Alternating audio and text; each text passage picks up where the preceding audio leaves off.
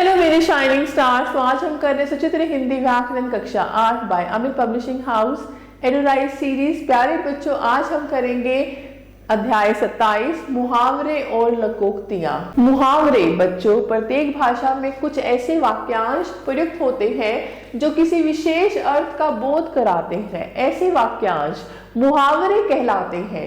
मुहावरे अपने वास्तविक अर्थ से भिन्न अर्थ में निरंतर प्रयोग होने के कारण अपने वास्तविक अर्थ को बिल्कुल खोकर रूढ़ हो जाते हैं। देखिए, उस काठ के उल्लू से क्या पूछते हो, कोई भी बात उसे समझ में आने वाली नहीं है। इस वाक्य में काठ के उल्लू से तात्पर्य लकड़ी के उल्लू से नहीं है, बल्कि बिल्कुल मूर्ख व्यक्ति से है। मुहावरों के प्रयोग से भाषा में सरसता, रोचकता, प्रवाह और रंजकता आ जाती है। गहन भावों को सहजता से व्यक्त करने में इनसे बहुत सहायता मिलती है। मुहावरों की विशेषताएं। मुहावरों का अर्थ प्रसंग के अनुसार होता है। मुहावरों का मूल रूप नहीं बदलता, जैसे उड़ती चिड़िया पहचानना, मुहावरे के स्थान पर उड़ता पक्षी पहचानना का प्रयोग गलत होगा। मुहावरे अपूर्ण वाक्य होते हैं, पूर्ण वाक्य नहीं। मुहावरे उनके अर्थ और वाक्यों में उनका प्रयोग पढ़ो। पहला है आसमान टूट पड़ना, बहुत बड़ी मुसीबत आना। सड़क दुर्घटना में एक साथ 4 सदस्यों की मौत से तो जैसे शर्मा परिवार पर आसमान टूट पड़ा। दूसरा है आग बबूला होना, अत्यधिक क्रोध से भर जाना। नई कार में लगे निशान देखकर पिताजी आग बबूला हो गए। आगे है कलेजा मुंह को आना, बहुत दुखी होना। जवान बेटे की मृत्यु की खबर सुनकर माँ का कलेजा मुंह को आ गया। खून का घूंट पीना, क्रोध को भीतर ही भीतर सहना। दूसरे की गलती पर अध्यापिका द्वारा मुझे सजा दी गई, यह जानते हुए भी मैं खून का घूंट पीकर रह गया। कान पर जूं ना रेंगना, असर ना होना। आजकल के बच्चों को कितना ही समझा लो, परंतु उनके तो जैसे कान पर जूं तक नहीं रेंगती। नाको चने चबाना, बहुत कठिन कार्य करना। सुबह से लेकर शाम तक इन बच्चों को संभालना तो नाको चने चबाने के समान है। चादर तान कर सोना, निश्चिंत होना। सारी इमारत आतंकियों से घिरी है और तुम यहाँ चादर तान कर सो रहे हो। अंधे की लाठी एकमात्र सहारा। श्रवण कुमार अपने माता पिता के लिए अंधे की लाठी था। चेहरे पर हवाइयां उड़ना, घबरा जाना। सबके सामने अपनी असलियत खुलते देख रोहन के चेहरे पर हवाइयां उड़ने लगी। दुम दबाकर भागना, डर कर भाग जाना। पुलिस को देखकर चोर दुम दबाकर भाग गए। आगे है गुदड़ी का लाल, साधारण घर में जन्मा हुआ, साधारण वेशभूषा में रहने वाला असाधारण गुणी। रोहन ने झुग्गी झोपड़ियों में रहकर तथा निर्धनता को झेलते हुए भी इंजीनियरिंग की परीक्षा पास कर ली। सच में वह गुदड़ी का लाल है। कोल्हू का बैल, लगातार काम करना।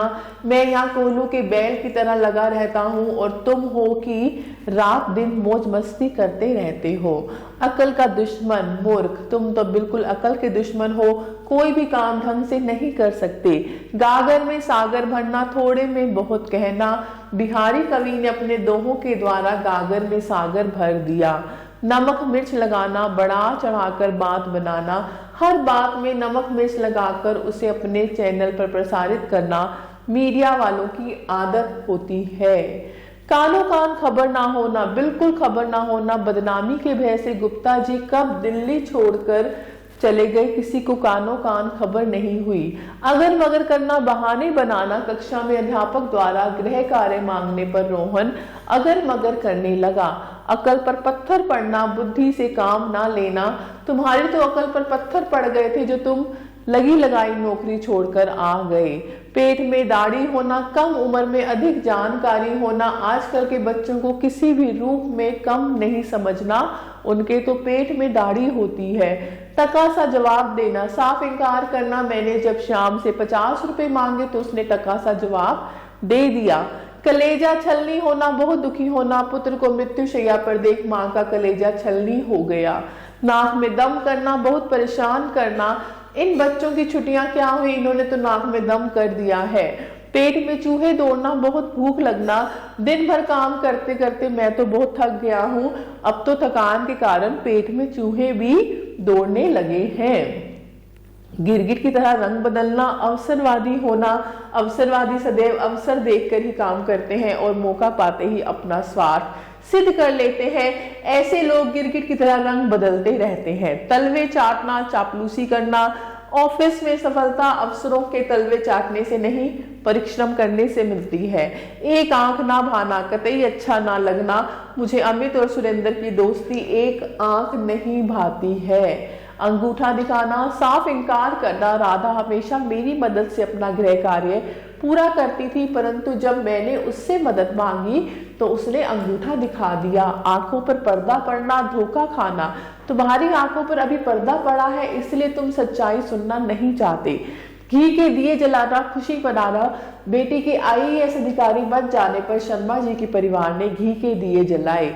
2 दिन का मेहमान, मृत्यु के निकट होना। अपनी लंबी बीमारी से जूझते हुए लाला जी अब तो बस 2 दिन के मेहमान रह गए हैं। लकोक्तियां समाज में प्रचलित ऐसे कथन होते हैं जिनका प्रयोग किसी अन्य कथन को बल देने के लिए किया जाता है।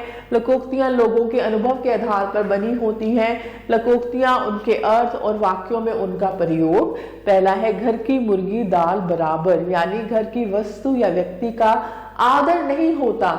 सविता बाहर तो एक समाज सेविका के रूप में खूब आदर पाती है, परंतु घर में उसकी दशा एक नौकरानी से अधिक नहीं है। सच ही है, घर की मुर्गी दाल बराबर। हाथ कंगन को आरसी क्या, प्रत्यक्ष को प्रमाण की आवश्यकता नहीं होती।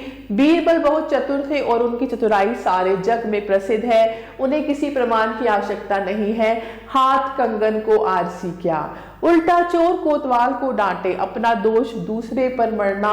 रोहन बहुत चतुर है, जब उसने देखा कि सारी कक्षा उसके खिलाफ है और मैं भी उनके साथ हूं तो उसने मुझे ही दोषी बता दिया। इसे ही कहते हैं उल्टा चोर कोतवाल को डांटे। ऊंची दुकान फीका पकवान, यानी प्रसिद्धि के अनुरूप ना होना। सुषमा अपनी सास की प्रशंसा करते नहीं थकती थी, पर जब मैं उसके घर गई तो सारी असलियत मेरे सामने आ गई। इसे कहते हैं ऊंची दुकान फीका पकवान। छोटा मुंह बड़ी बात, अपनी योग्यता से बढ़कर बोलना। तुमने गायन प्रतियोगिता क्या जीत ली, अपने आप को सोनू निगम ही समझने लगे। यह तो छोटा मुंह बड़ी बात जैसा ही हुआ। अधजल गगरी छलकत जाए, ओछा व्यक्ति अधिक दिखावा करता है। विज्ञान की परीक्षा क्या पास कर ली, तुम तो स्वयं को डॉक्टर समझने लगे। सच ही है, अधजल गगरी छलकत जाए। घर का भेदी लंका ढाए, अपने द्वारा हानि पहुंचाना। शरीर परिवार का व्यापार बहुत तेजी पर था, परंतु अचानक ही बहुत बड़े नुकसान ने उन्हें डुबो दिया। श्री सरीन समझ गए कि यह उनके पार्टनर का ही काम है। सत्य ही है, घर का भेदी लंका ढाए। 4 दिन की चांदनी फिर अंधेरी रात, कुछ दिनों की खुशी होना। चुनाव के दौरान गरीबों को नेताओं से खूब तोहफे मिलते हैं, परंतु बाद में उनकी जिंदगी 4 दिन की चांदनी फिर अंधेरी रात की तरह हो जाती है। नेकी कर दरिया में डाल, यानी उपकार करके उसे जताना नहीं चाहिए। सच्चे समाज सेवक को अपने द्वारा किए गए कार्य और उपकार को जताना नहीं चाहिए, क्योंकि जताने से उसका महत्व घट जाता है। इसलिए तो कहा जाता है नेकी कर दरिया में डाल। दूर के ढोल सुहावने, दूर की वस्तु अच्छी लगना। मुंबई में बॉलीवुड की चमक दमक देखकर लोग दौड़े चले जाते हैं, परंतु वहां जाकर पता चलता है कि दूर के ढोल सुहावने होते हैं। अपनी करनी पार उतरनी, अपने कर्मों के अनुसार फल पाना। साल भर कोई पढ़ता रहा तो कोई खेलता रहा, परीक्षा में अपनी करनी पार उतरनी तो सबके ऊपर लागू है। खिसियानी बिल्ली खंबा नोचे, अपनी खींच निकालना।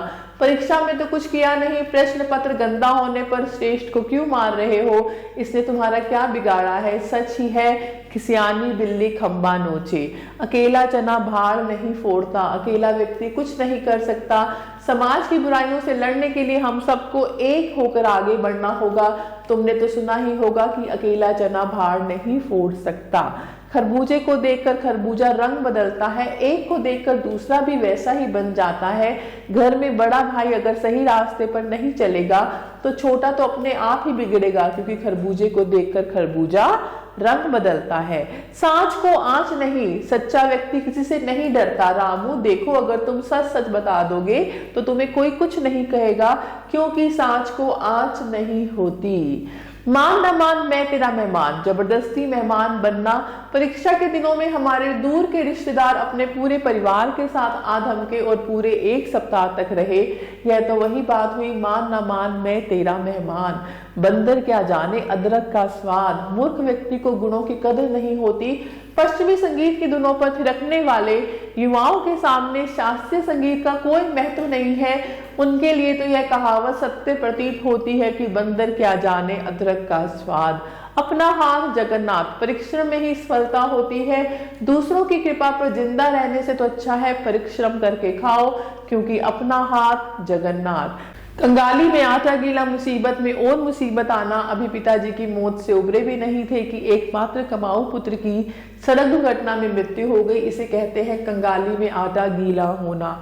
अब पछताए होत क्या जब चिड़िया चुग गई खेत। अवसर निकलने पर पछताने का कोई फायदा नहीं। पूरे वर्ष तुम मौज मस्ती करते रहे, अब परीक्षा के दिन में घबरा रहे हो। मोहित अब पछताए होत क्या जब चिड़िया चुग गई खेत। खोदा पहाड़ निकली चूहिया, परिश्रम अधिक फल कम। सारे साल परिश्रम करने के पश्चात भी जब मोहन कक्षा में 50% अंक से उत्तीर्ण हुआ तो उसके मुंह से यही निकला, खोदा पहाड़ निकली चूहिया। जिसकी लाठी उसकी भैंस, शक्तिशाली ही अधिकार पाता है। आज के युग में सीधे सच्चे लोगों को कोई नहीं पूछता। आज का युग तो उन्हीं का है जिसकी लाठी उसकी भैंस। एक पंथ दो काज, एक ही काम से 2 लाभ होना। मैं तो बाजार हिंदी की पुस्तक लेने गई थी, परंतु रास्ते में अपनी बहुत पुरानी सहेली से भी मुलाकात हो गई। यह तो वही हुआ, एक पंथ 2 काज। आ बैल मुझे मार, खुद ही अपने लिए मुसीबत बुलाना। पहलवानी में खली को ललकार कर रमेश ने आ बैल मुझे मार वाली कहावत सिद्ध कर दी। आओ दोहराएं। भाषा को प्रभावशाली बनाने के लिए मुहावरों और लोकोक्तियों का प्रयोग किया जाता है। मुहावरे अपना सामान्य अर्थ न देकर विशेष अर्थ प्रकट करते हैं। लोकोक्तियां लोगों द्वारा कही गई उक्तियां अथवा कथन होती हैं। अब आपकी बारी, प्रश्न 1 सही विकल्प चुने।